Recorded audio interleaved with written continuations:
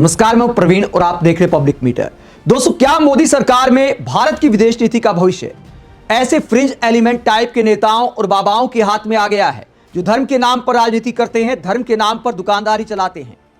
बांग्लादेश के खिलाड़ी को आईपीएल से बाहर करने के बाद देश के वरिष्ठ पत्रकारों ने मोदी सरकार को किस बात पर खरी खरी सुनाई है कि मोदी सरकार ने बड़ा ब्लंडर किया है।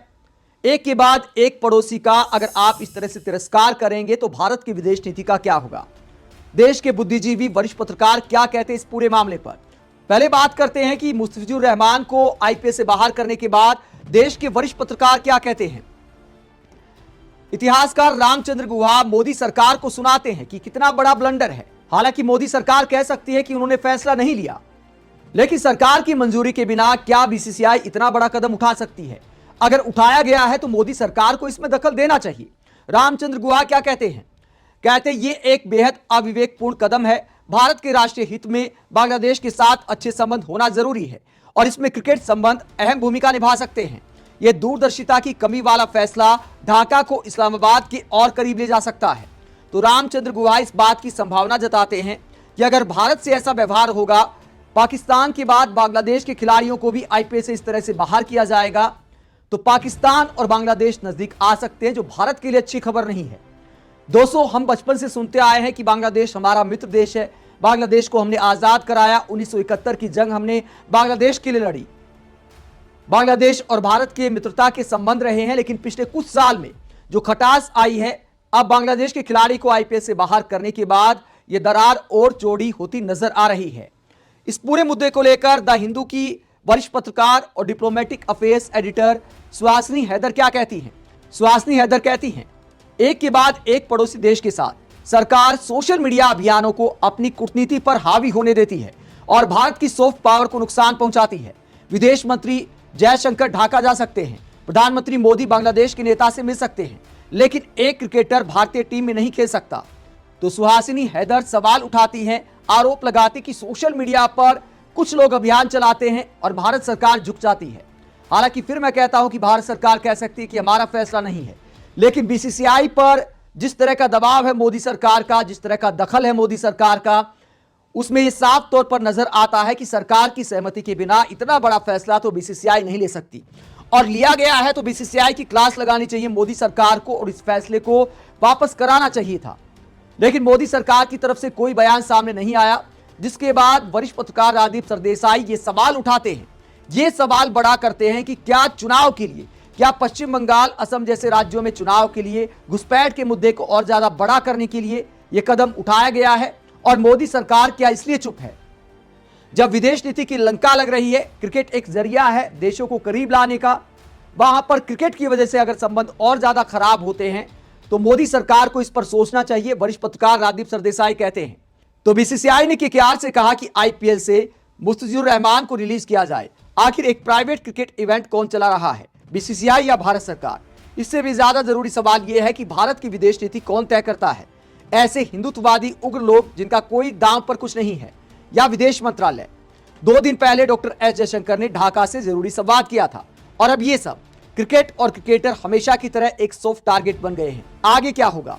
अगले महीने होने वाले टी20 वर्ल्ड कप में बांग्लादेश के खिलाड़ियों से हाथ मिलाना भी बंद कर दिया जाएगा क्या संभावित मुकाबला न्यूट्रल मैदान पर खेला जाएगा क्या दुकानों को मेड इन बांग्लादेश कपड़े रखना बंद करने को कहा जाएगा क्या? और अडानी जैसी निजी कंपनियों के ढाका के साथ पावर समझौतों का क्या होगा? और इस तथ्य का क्या कि पूर्व प्रधानमंत्री शेख हसीना को भारत में शरण दी गई है। राज्य चुनाव, असम बंगाल पर एक नजर रखकर अशांत पड़ोस में की जा रही तात्कालिक और बेतरतीब विदेश नीति किसी देश के ग्लोबल साउथ का नेता होने के दावे के लिए नुकसानदेह है। तो पीएम मोदी के बारे में जो दावा किया जाता है कि डंका बजता है, दुनिया के लोकप्रिय नेता हैं, तो ऐसे फैसले उस लोकप्रियता को चोट पहुंचाने वाले हैं और पड़ोसी देशों के साथ तो बहुत सोच समझकर कदम उठाने चाहिए। देश के वरिष्ठ पत्रकार ये बात मोदी सरकार को सुना रहे हैं। शशि थरूर ने भी सुनाया है। कांग्रेस सांसद शशि थरूर कहते हैं, जो आजकल प्रधानमंत्री के काफी करीब आ गए हैं, वो मोदी सरकार को इस मुद्दे पर सुनाते हैं और क्या कहते हैं, मुझे नहीं लगता कि बांग्लादेश में अल्पसंख्यक समुदाय पर हो रहे हमलों के मुद्दे में क्रिकेट को निशाना बनाया जाना चाहिए। मेरा साफ मानना है कि बांग्लादेश में हिंदुओं के साथ जो अत्याचार हो रहे हैं उसके विरोध में अल्पसंख्यक समुदाय की सुरक्षा के लिए हमें बांग्लादेश सरकार पर दबाव बनाना चाहिए, बातचीत करनी चाहिए और बातचीत के जरिए इस मुद्दे को लगातार उठाते रहना चाहिए। लेकिन मुस्तफिजुर रहमान सिर्फ एक क्रिकेटर है, उसका इस पूरे मामले से कोई लेना देना नहीं है। ना उसने कभी हिंदुओं पर अत्याचार करने वालों के समर्थन में कोई बयान दिया है और ना ही कभी नफरत फैलाने वाली कोई बात कही है। वो सिर्फ एक खिलाड़ी है। इसीलिए मुझे लगता है कि इन दोनों बातों को आपस में जोड़कर देखना सही नहीं है। तो शशि थरूर सुनाते हैं मोदी सरकार को, आगे कहते हैं, अगर हम ऐसे देश में बदलते जा रहे हैं जो अपने सभी पड़ोसी देशों को अलग थलग कर देता है और यह कहता है कि हम किसी के साथ नहीं खेलेंगे, तो इससे हमारे देश को क्या फायदा होगा। हमारे जैसे देश को ऐसे मामले में समझदारी से काम लेना चाहिए और बड़ा दिल भी दिखाना चाहिए। तो शशि थरूर कहते हैं कि बड़ा दिल दिखाना चाहिए और बड़ा दिमाग से काम लेना चाहिए। लेकिन क्या दिमाग से काम लिया जा रहा है या सारा दिमाग इस बात पर लगाया जा रहा है कि भारत में होने वाले राज्यों के चुनाव कैसे जीते जाए, चाहे बाहर हमारे संबंध खराब हो जाए। क्या इस बात की चिंता को नजरअंदाज किया जा रहा है? क्या मोदी सरकार अब चुनाव को देखकर विदेश नीति तय कर रही है? सवाल उठा रहे देश के वरिष्ठ पत्रकार, विपक्षी नेता। और दोस्तों, वाकई बहुत बचकाना फैसला है बीसीसीआई का। बांग्लादेश के खिलाड़ी को आईपीएल से बाहर करने के बाद कुछ बाबा और कुछ नेता अपनी जीत बता रहे कि देखा हमारी आवाज का असर, हमने धमकी देकर केकेआर को मजबूर कर दिया, बीसीसीआई को मजबूर कर दिया। लेकिन दोस्तों, क्या वाकई इसमें किसी की जीत है और क्या इसमें बांग्लादेश के हिंदुओं का भला है? अगर धर्म के नाम पर यहां पर शाहरुख खान को टारगेट किया जाता है, अगर धर्म के नाम पर क्रिकेट में दखल दिया जाता है, तो इसका क्या असर हो सकता है? बांग्लादेश में क्या असर हो सकता है? क्या बांग्लादेश के हिंदुओं का भला हो जाएगा इससे? भारत और बांग्लादेश के संबंध अगर बिगड़ते हैं, धर्म के नाम पर राजनीति होती है, धर्म के नाम पर क्रिकेट को टारगेट किया जाता है, तो धर्म के नाम पर कट्टरता फैलाने वालों का भला होगा और किसी का नहीं होगा।